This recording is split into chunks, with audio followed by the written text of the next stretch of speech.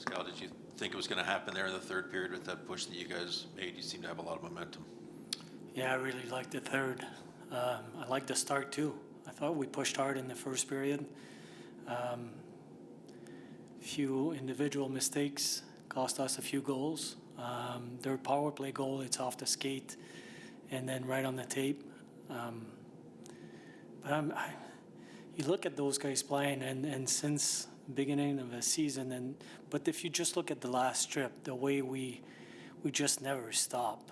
They just keep fighting, and 4-1 against the New York Islanders, and the way they've been playing for the last 20 games, it's quite a comeback. So the compete level and the intensity and the desire to stay in the game, I thought we were coming back in the third period. 70 shot attempts, 45 shots on the goal on net. Usually you win those games. With all of that you just mentioned, did you take the opportunity in the second intermission to say anything to the team before you came out? Did you? Like we always do, we make some adjustments, things that we see, how the game is played. We wanted to play a little bit faster than we did in the second period, and bring a lot of pucks to the net, and they did. Pazzy, what was it like for you tonight, and how seamless was the transition, I guess, from where you were into the staff that you had working for you tonight? Well, you know what, we Lars and the staff, we work so well together. We're always involved in every decisions. I've been coaching for 28 years, and most of them, except for 6, I was a head coach. So it was obviously it's a privilege to be behind an NHL bench and to be able to help today because Lars and Mac aren't there. It's certainly a privilege, and it's a good feeling. But at the end of the day, you want to win hockey games. You bring Craig Hartsburg back out onto the bench. Obviously, he's got a lot of experience behind the bench as well. How helpful was he with the D? Yeah, he was helping Bowler with the D, and he was a voice in the room in between periods. Lots of experience, so it was good to have him on the bench.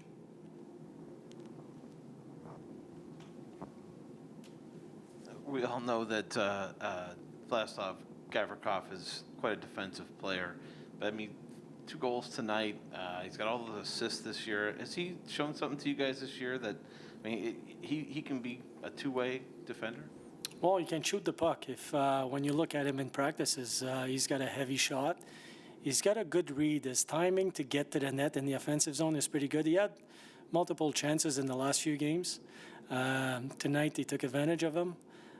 But he mentioned it before the game. He's going to score 1 or 2, so good for him. He did. He played solid. He played some heavy minutes tonight, and for him to be able to produce, it's obviously a bonus in this case. But we know he's got some touch offensively as well.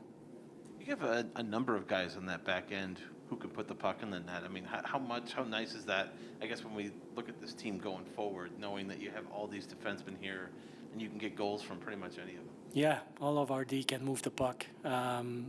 They can, well, first of all, we need them to defend. That's the big part of their job, obviously. But the way we break out and the way we can create some offense off the rush, they're a big piece, big component. And offensively, like in the third period, we activated our D quite a bit, and they can produce and make plays. So it's the skill level is there, that's for sure. And that's without Zach Werenski on top of it.